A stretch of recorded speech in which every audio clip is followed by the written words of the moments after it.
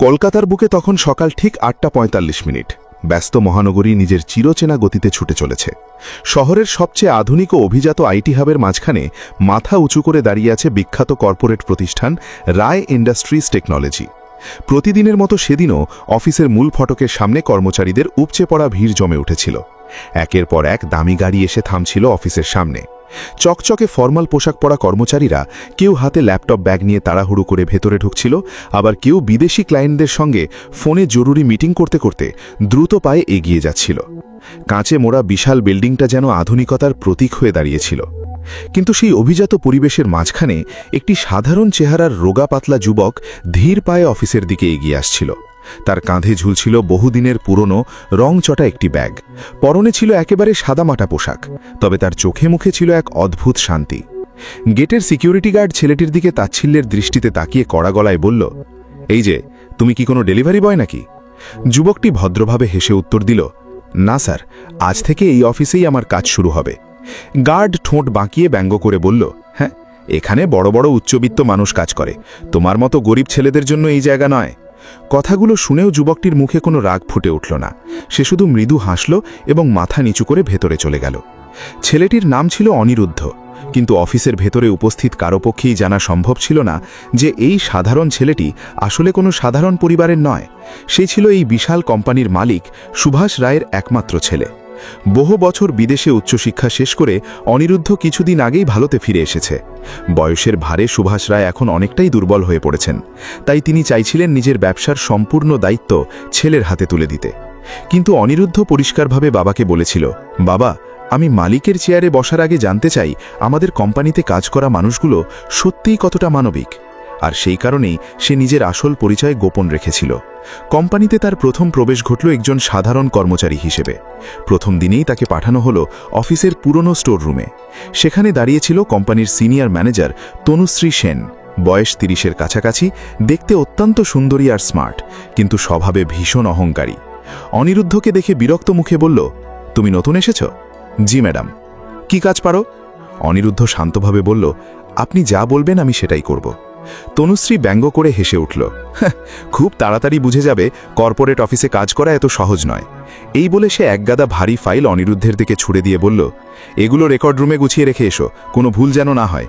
অনিরুদ্ধ চুপচাপ মেঝে থেকে ফাইলগুলো তুলতে লাগল। ঠিক তখনই পাশে দাঁড়ানো কয়েকজন কর্মচারী নিজেদের মধ্যে হাসাহাসি করতে লাগল। একজন ফিসফিস করে বলল, দেখেই বোঝা যাচ্ছে কোনো গ্রামের ছেলে। আরেকজন বলল, দুদিন পরেই চাকরি ছেড়ে পালাবে দেখিস। সবাই হেসে উঠল, কিন্তু অনিরুদ্ধ কোনো প্রতিবাদ করল না। সে শুধু শান্ত চোখে সবাইকে পর্যবেক্ষণ করতে লাগল। সারাদিন তাকে নানা ছোটখাটো কাজে ব্যস্ত রাখা হলো। কখনো চা আনতে পাঠানো হলো, কখনো ভারী ফাইল বহন করতে বলা হলো। সন্ধ্যের দিকে তার শরীর ক্লান্ত হয়ে পড়েছিল। ঠিক তখনই তার নজর গেল অফিসের এক কোণায়। সেখানে এক বৃদ্ধ মানুষ ধীরে ধীরে ঝাড়ু দিচ্ছিলেন। বয়স প্রায় ৬০-এর কাছাকাছি, ক্লান্ত শরীর, কাঁপা হাত। তার নাম ছিল হরিদাস কাকা। কিছু কর্মচারী পাশ দিয়ে যেতে যেতে তাকে নিয়ে ঠাট্টা করছিল, আরে কাকা, এখনও রিটায়ার করনি? কোম্পানি কি শুধু তোমার ভরসায় চলছে নাকি? চারপাশে হাসির রোল উঠল, কিন্তু বৃদ্ধ মানুষটি শুধু মৃদু হেসে নিজের কাজ করে যেতে লাগলেন। অনিরুদ্ধ ধীরে ধীরে তার কাছে এগিয়ে গেল, নরম গলায় জিজ্ঞেস করল, কাকা, ওরা এভাবে অপমান করে কথা বলে আপনার খারাপ লাগে না? বৃদ্ধ দীর্ঘশ্বাস ফেলে বলতেন, বাবা, গরিব মানুষ যদি সব অপমান মনে রাখতে যায় তাহলে এই পৃথিবীতে বাঁচতে পারবে না। বৃদ্ধের কথাগুলো শুনে অনিরুদ্ধ কয়েক মুহূর্ত চুপ হয়ে গেল। ঠিক তখনই পেছন থেকে তনুশ্রীর কড়া গলা শোনা গেল, অনিরুদ্ধ, এখানে গল্প করার জন্য তোমাকে রাখা হয়নি। অনিরুদ্ধ মাথা নিচু করে বলল, সরি ম্যাডাম। তনুশ্রী এবার হরিদাস কাকার দিকে ঘৃণা ভরা চোখে তাকিয়ে বলল, এই ফ্লোর এখনো পরিষ্কার হয়নি কেন? হরিদাস কাকা কাঁপা গলায় বললেন, এক্ষুনি করে দিচ্ছি ম্যাডাম, তোমাকে দিয়ে কোনো কাজ ঠিকমতো হয় না। হরিদাস কাকা চুপ করে গেলেন। তনুশ্রীর আচরণ দেখে অনিরুদ্ধের ভেতরে রাগ জমতে লাগল, কিন্তু সে নিজেকে শান্ত রাখল, কারণ সে জানত এটা শুধু শুরু। রাত যত গভীর হতে লাগলো, অফিস তত ফাঁকা হয়ে আসতে লাগলো। একে একে বড় বড় অফিসাররা নিজেদের কেবিন বন্ধ করে চলে যাচ্ছিল। দিনের ব্যস্ততা শেষে বিশাল কর্পোরেট বিল্ডিংটা যেন ধীরে ধীরে নিস্তব্ধ হয়ে যাচ্ছিল। অনিরুদ্ধ সারা দিনের ক্লান্ত শরীর নিয়ে ক্যান্টিনের দিকে এগিয়ে গেল একটু জল খাওয়ার জন্য। ক্যান্টিনের ভেতরে ঢুকেই সে এক হৃদয়স্পর্শী দৃশ্য দেখতে পেল। এক কোণার ছোট্ট টেবিলে একা বসে শুকনো রুটি খাচ্ছিলেন হরিদাস কাকা। আলো কম থাকায় তার ক্লান্ত মুখটা আরও বেশি বিষণ্ণ দেখা যাচ্ছিল। অনিরুদ্ধ কিছুক্ষণ চুপ করে তাকিয়ে রইল, তারপর ধীরে ধীরে এগিয়ে গিয়ে বৃদ্ধের পাশে বসে পড়ল। কাকা এখনো বাড়ি যাননি? বৃদ্ধ ম্লান হেসে বললেন, বাবা বাড়ি গিয়েই বা কি হবে বাবা, আমার জন্য অপেক্ষা করার মতো কেউ আর নেই। অনিরুদ্ধ অবাক হয়ে তাকালো। বৃদ্ধ ধীরে ধীরে বলতে লাগলেন, তোমার কাকিমা অনেক বছর আগেই চলে গেছে, আর একমাত্র ছেলে নিজের সংসার নিয়ে ব্যস্ত, আমার খোঁজ নড়ার সময় তার নেই। কথাগুলো বলার সময় তার গলায় একটা চাপা কষ্ট স্পষ্ট বোঝা যাচ্ছিল। তারপর তিনি নিজের প্লেট থেকে অর্ধেক শুকনো রুটি অনিরুদ্ধের দিকে বাড়িয়ে দিয়ে বললেন, নাও বাবা, তুমিও সারাদিন অনেক খেটেছ, একটু খেয়ে নাও। এই সামান্য খাবারের মধ্যেও যে এত ভালোবাসা থাকতে পারে সেটা অনিরুদ্ধ আগে কখনো অনুভব করেনি। তার চোখ হঠাৎ ভিজে উঠল। সে মনে মনে ভাবল, যে মানুষটা নিজের জীবনে এত কষ্ট সহ্য করেছে সেই মানুষটাই অন্যের জন্য নিজের খাবার ভাগ করে দিতে জানে। ঠিক তখনই ক্যান্টিনে ঢুকল কয়েকজন অফিস কর্মচারী। তারা অনিরুদ্ধ আর হরিদাস কাকাকে একসঙ্গে বসে থাকা দেখে বিদ্রূপের হাসি হাসতে লাগল। একজন বলল, বাহ, নতুন বন্ধুত্ব জমে গেছে দেখছি। আরেকজন ঠাট্টা করে বলল, একজন অফিসের বুড়ো ঝাড়ুদার আর একজন নতুন মজদুর। চারপাশে আবার হাসির শব্দ উঠল। অনিরুদ্ধ চুপচাপ বসে রইল। হরিদাস কাকাও মাথা নিচু করে রুটি খেতে লাগলেন। ঠিক সেই সময় ক্যান্টিনে ঢুকল তনুশ্রী সেন। সে দুজনকে একসঙ্গে দেখে বিরক্ত মুখে বলল, এখানে বসে আড্ডা মারার জন্য কোম্পানি তোমাদের বেতন দেয় না। তারপর অনিরুদ্ধের দিকে আঙুল তুলে বলল, আর শোনো, কাল সকাল থেকে আমার কেবিনের সমস্ত পরিষ্কার পরিচ্ছন্নতার কাজও তুমি করবে। অনিরুদ্ধ শান্তভাবে বলল, ঠিক আছে ম্যাডাম। তনুশ্রী ঠোঁট মাখিয়ে চলে গেল। তার চলে যাওয়ার পর কিছুক্ষণ ক্যান্টিনে নীরবতা নেমে এলো।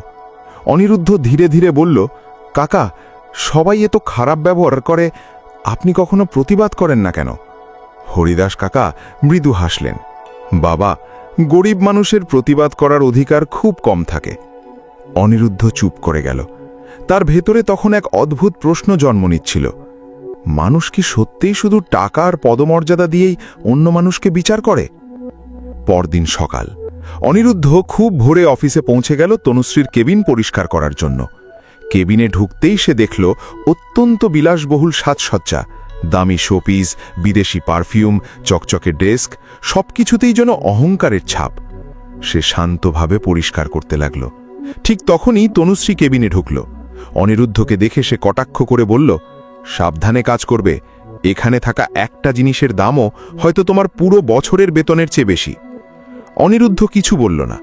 তনুশ্রী আবার বলল, তোমাদের মতো লোকেরা সাধারণত বড় অফিসে এসে স্বপ্ন দেখতে শুরু করে, কিন্তু মনে রাখবে, নিজের সীমা কখনো ভুলে যেও না। অনিরুদ্ধ এবার শান্ত চোখে তার দিকে তাকালো। তার চোখে কোনো রাগ ছিল না, বরং এক গভীর স্থিরতা ছিল। সেটাই তনুশ্রীকে কিছুটা অস্বস্তিতে ফেলে দিল। কিন্তু মুহূর্তের মধ্যেই সে আবার নিজের অহংকারী ভঙ্গিতে ফিরে এলো। সারাদিন ধরে অনিরুদ্ধকে নানা কাজে ব্যস্ত রাখা হলো। কখনো ফাইল বহন করা, কখনো চা আনা, কখনো পরিষ্কার পরিচ্ছন্নতা। অফিসের বেশিরভাগ কর্মচারী এখন তাকে অবজ্ঞার চোখে দেখতে শুরু করেছে, কারণ তারা বুঝে গিয়েছিল তনুশ্রী সেন এই ছেলেটিকে পছন্দ করে না, আর এই অফিসে তনুশ্রীর বিরোধিতা করার সাহস কারও নেই। কিন্তু সেই নিষ্ঠুর পরিবেশের মাঝেও একজন মানুষ প্রতিদিন অনিরুদ্ধকে হাসি মুখে ডাকতেন, হরিদাস কাকা। দুপুরে কখনো তিনি নিজের খাবার ভাগ করে দিতেন, কখনো ক্লান্ত হলে বলতেন, একটু বসে বিশ্রাম নাও বাবা। এই ছোট ছোট আচরণগুলো ধীরে ধীরে অনিরুদ্ধের হৃদয়ে ছুঁয়ে যেতে লাগল। একদিন বিকেলে অনিরুদ্ধ দেখল হরিদাস কাকা একা একটা ভারী কাঠের বাক্স তোলার চেষ্টা করছেন। বয়সের কারণে তার হাত কাঁপছিল। অনিরুদ্ধ দৌড়ে গিয়ে বলল, কাকা, আপনি ছাড়ুন, আমি তুলছি। সে সহজেই বাক্সটা তুলে নিল। ঠিক তখনই পেছন থেকে তনুশ্রীর তীক্ষ্ণ গলা ভেসে এলো, নিজের কাজ ফেলে এখন বড় হিরো হওয়া হচ্ছে। অনিরুদ্ধ শান্তভাবে বলল, উনি বয়স্ক মানুষ ম্যাডাম, আঘাত পেতে পারতেন। তনুশ্রী রেগে আগুন হয়ে গেল, এখন তুমি আমাকে কাজ শেখাবে? পরিস্থিতি খারাপ হতে দেখে হরিদাস কাকা তাড়াতাড়ি বললেন, না ম্যাডাম, ওর কোনো দোষ নেই, আমি নিজেই। চুপ থাকুন, তনুশ্রী ধমক দিয়ে বলল, বড়দের কথার মাঝে কথা বলবেন না। হরিদাস কাকা ভয়ে চুপ করে গেলেন। অনিরুদ্ধ ধীরে ধীরে উঠে দাঁড়ালো। তার চোখে এবার গভীরে কষ্ট ফুটে উঠেছিল। সে বুঝতে পারছিল এই অফিসের সবচেয়ে বড় সমস্যা কাজের চাপ নয়, সবচেয়ে বড় সমস্যা হলো মানুষের ভেতরের অহংকার আর মানবতার অভাব। দিন যত এগোতে লাগল, রায় ইন্ডাস্ট্রিজ টেকনোলজির ভেতরের আসল চেহারাটা অনিরুদ্ধের সামনে আরও পরিষ্কার হতে লাগল। বাইরে থেকে কোম্পানিটা যত আধুনিক আর অভিজাত দেখাতো, ভেতরে ততটাই ছিল অহংকার, ভয় আর স্বার্থপরতার অন্ধকার। তনুশ্রী সেন যেন ইচ্ছে করেই প্রতিদিন নতুন নতুন উপায়ে অনিরুদ্ধকে অপমান করত। কখনো সে সবার সামনে ফাইল ছুড়ে দিয়ে বলতো, এই কাজটুকুও ঠিকমতো করতে পারো না। আবার কখনো অফিসের মাঝখানে উচ্চস্বরে বলতো, তোমার মতো অযোগ্য লোকেদের কারণেই কোম্পানির মান নষ্ট হয়। চারপাশের কর্মচারীরাও ধীরে ধীরে একই আচরণ শুরু করল, কারণ তারা জানত তনুশ্রীর বিরুদ্ধে গেলে নিজের চাকরিই বিপদে পড়তে পারে। একদিন দুপুরে অনিরুদ্ধ ক্যান্টিন থেকে চা নিয়ে ফিরছিল। ঠিক তখনই এক কর্মচারী ইচ্ছে করে তার সঙ্গে ধাক্কা দিল। গরম চা মেঝেতে পড়ে গেল। লোকটা সঙ্গে সঙ্গে চিৎকার করে উঠল, কি সর্বনাশ, এত দামি কার্পেট নষ্ট করে দিলে। অনিরুদ্ধ শান্তভাবে বলল, আমি দুঃখিত, কিন্তু কি, তোমাদের মতো অসাবধান লোকেদের কারণেই অফিসে সমস্যা বাড়ছে। অনিরুদ্ধ নিচু গলায় বলল, উনি ধাক্কা দিয়েছিলেন ম্যাডাম। তনুশ্রী ঠান্ডা গলায় বলল, নিজের ভুল অন্যের ঘাড়ে চাপানোর চেষ্টা করো না। চারপাশে দাঁড়ানো কয়েকজন কর্মচারী মুচকি হাসতে লাগল। অনিরুদ্ধ আর কিছু বলল না, সে শুধু নিচু হয়ে মেঝে পরিষ্কার করতে লাগল। দূরে দাঁড়িয়ে হরিদাস কাকা সব কিছু দেখছিলেন। তার চোখে কষ্ট ফুটে উঠল। কাজ শেষে তিনি অনিরুদ্ধকে পাশে ডেকে নিয়ে বললেন, বাবা, এত অপমান সহ্য করো কি করে? অনিরুদ্ধ হালকা হেসে বলল, সব মানুষকে বুঝতে গেলে কখনো কখনো চুপ থেকেও অনেক কিছু শিখতে হয় কাকা। হরিদাস কাকা অবাক হয়ে তার দিকে তাকিয়ে রইলেন। ছেলেটার মধ্যে এমন একটা স্থিরতা ছিল যেটা সাধারণ মানুষের মধ্যে দেখা যায় না। পরের কয়েকদিন পরিস্থিতি আরও খারাপ হতে লাগল। তনুশ্রী এখন প্রায় প্রতিদিনই কোনো না কোনো কারণে অনিরুদ্ধকে অপদস্থ করত। একদিন তো সে সবার সামনে বলে বসল, তোমাকে দেখলে মনে হয় না তুমি এই অফিসের কর্মচারী, মনে হয় স্টেশনের কুলি ভুল করে এখানে ঢুকে পড়েছে। চারপাশে হাসির শব্দ উঠল, কিন্তু অনিরুদ্ধের মুখে কোনো পরিবর্তন এলো না। সে শুধু শান্ত চোখে তনুশ্রীর দিকে তাকিয়ে রইল। এই নীরবতা তনুশ্রীকে আরও বিরক্ত করে তুলত, কারণ সে চাইত অনিরুদ্ধ রেগে যাক, প্রতিবাদ করুক, অপমানিত বোধ করুক, কিন্তু ছেলেটা যেন পাথরের মতো স্থির। একদিন সন্ধে অফিস প্রায় ফাঁকা হয়ে গিয়েছিল। অনিরুদ্ধ কিছু ফাইল গুছিয়ে রাখছিল।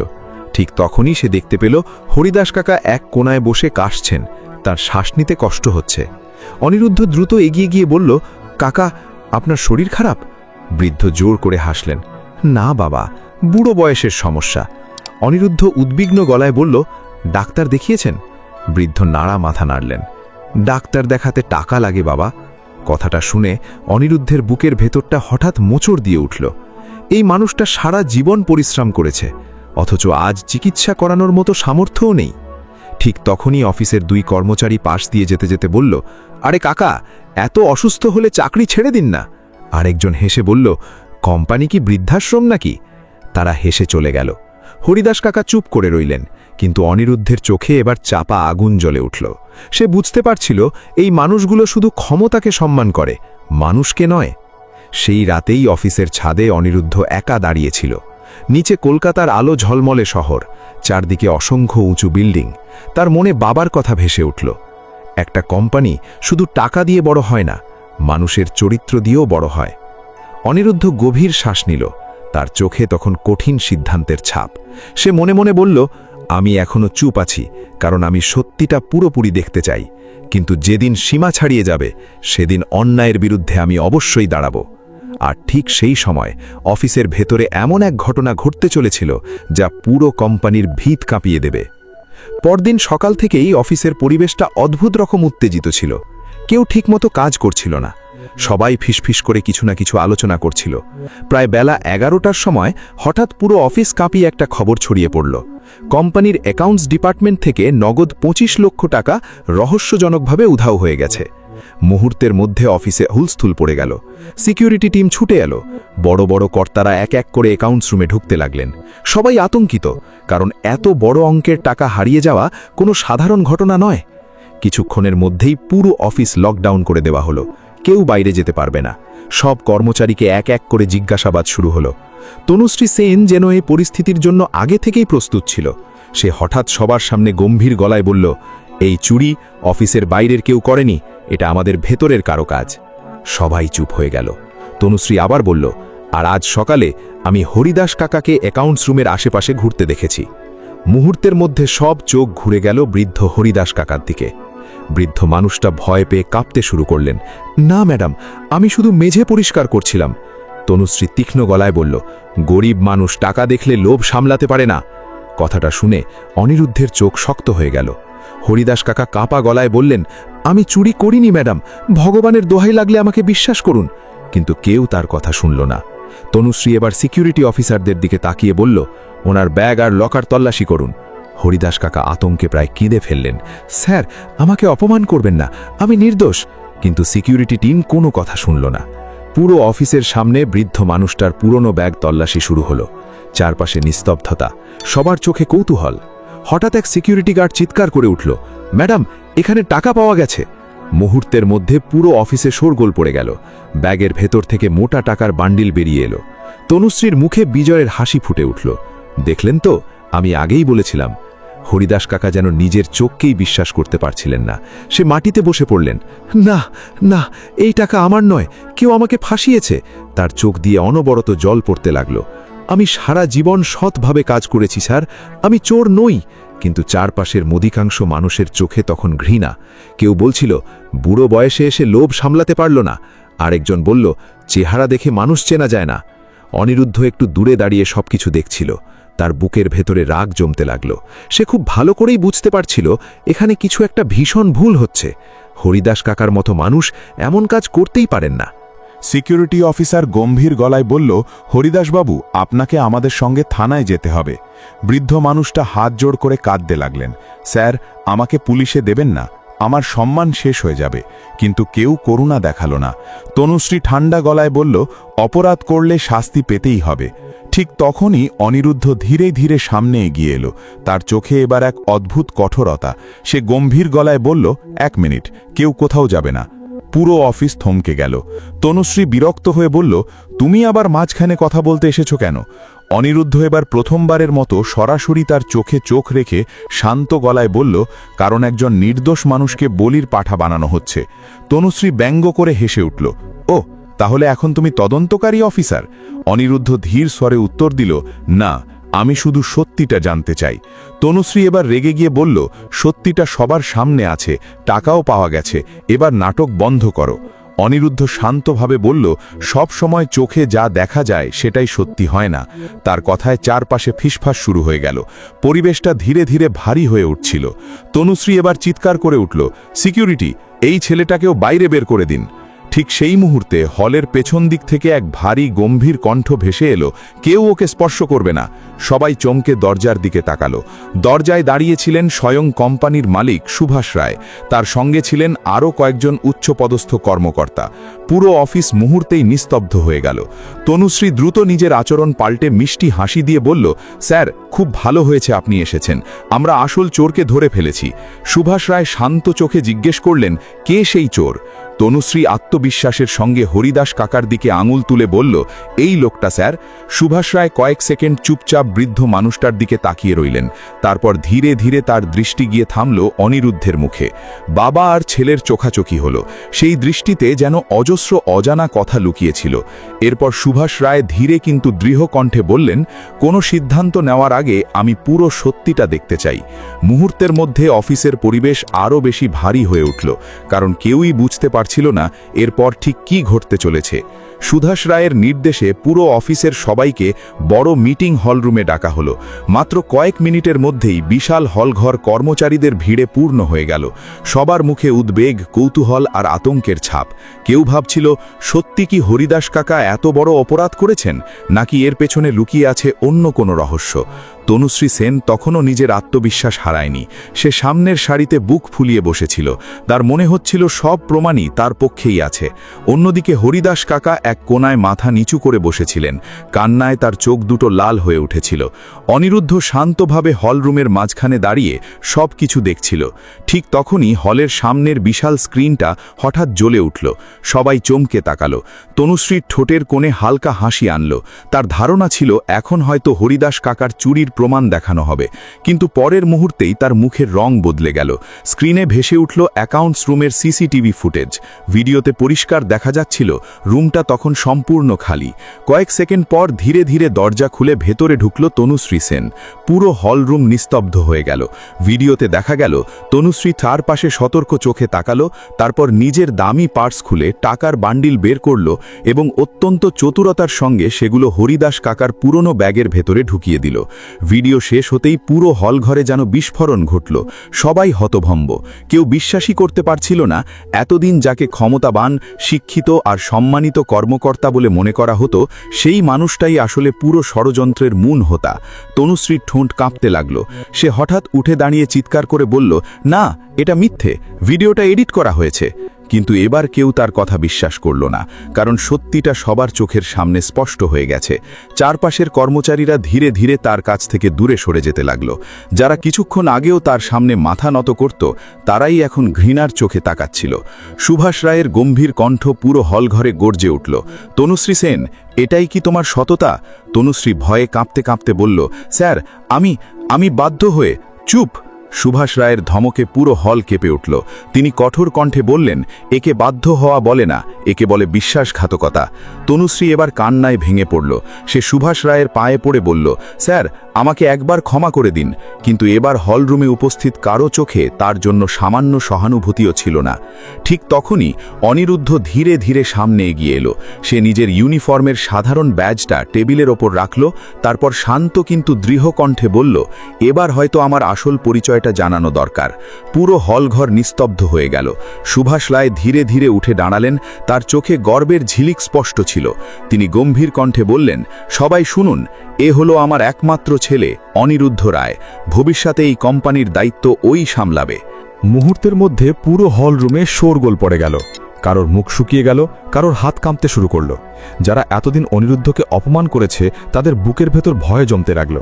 তনুশ্রী বিস্ফারিত চোখে তাকিয়ে রইল। আপনি মালিকের ছেলে? অনিরুদ্ধ শান্ত গলায় বলল, হ্যাঁ, কিন্তু গত কয়েকদিন আমি এখানে একজন সাধারণ কর্মচারী হয়েছিলাম। সে ধীরে ধীরে সবার দিকে তাকালো। তার কণ্ঠে কোনো অহংকার ছিল না, বরং ছিল গভীর হতাশা। আমি দেখতে চেয়েছিলাম এই কোম্পানিতে মানুষের মূল্য কি দিয়ে বিচার করা হয়, চরিত্র দিয়ে নাকি পোশাক আর পদমর্যাদা দিয়ে? পুরো হল নীরব হয়ে তার কথা শুনছিল। অনিরুদ্ধ আবার বলল, আমি দেখেছি কিভাবে একজন গরিব মানুষকে প্রতিদিন অপমান করা হয়, কিভাবে সত্য কথা বলার সাহস মানুষ হারিয়ে ফেলেছে, আর কিভাবে একজন সৎ বৃদ্ধ মানুষকে নিজের স্বার্থে চোর বানিয়ে দেওয়া হলো। হরিদাস কাকার চোখ দিয়ে জল গুড়িয়ে পড়ছিল। অনিরুদ্ধ তার কাছে গিয়ে 2 হাত ধরে বলল, কাকা, আমাদের ক্ষমা করে দিন। বৃদ্ধ কাঁদতে কাঁদতে বললেন, না বাবা, তুমি দেবতার মতো মানুষ।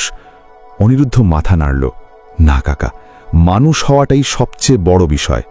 তারপর সে আবার সবার দিকে ফিরে দাঁড়ালো। তার চোখে এবার কঠোর দৃঢ়তা। আজ থেকে এই কোম্পানিতে নতুন নিয়ম শুরু হবে। সবাই নিঃশ্বাস বন্ধ করে শুনছিল।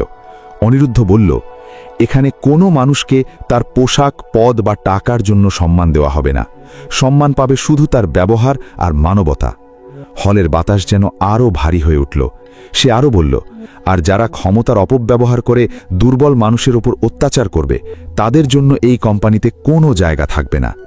তনুশ্রী মাথায় নিচু করে কাঁদছিল। সুভাষ রায় সঙ্গে সঙ্গে সিকিউরিটিকে বললেন, ওকে এক্ষুনি কোম্পানি থেকে বের করে দাও। সিকিউরিটি এগিয়ে যেতেই হঠাৎ অনিরুদ্ধ বলল, দাঁড়ান। সবাই থেমে গেল। অনিরুদ্ধ ধীরে ধীরে তনুশ্রীর দিকে তাকালো। তার চোখে রাগ ছিল না, ছিল গভীর কঠোর মানবতা। সে শান্তভাবে বলল, মানুষ ভুল করতেই পারে, কিন্তু নিজের ভুল স্বীকার করার সাহস খুব কম মানুষের থাকে। তনুশ্রী কাঁদতে কাঁদতে মাথা নিচু করল।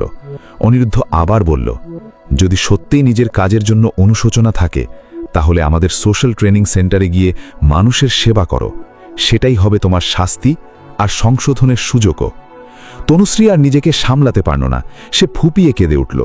জীবনে প্রথমবার সে বুঝতে পারল, আসল শক্তি অপমান করার মধ্যে নয়, ক্ষমা করার মধ্যেই মানুষের সবচেয়ে বড় মহত্ব লুকিয়ে থাকে।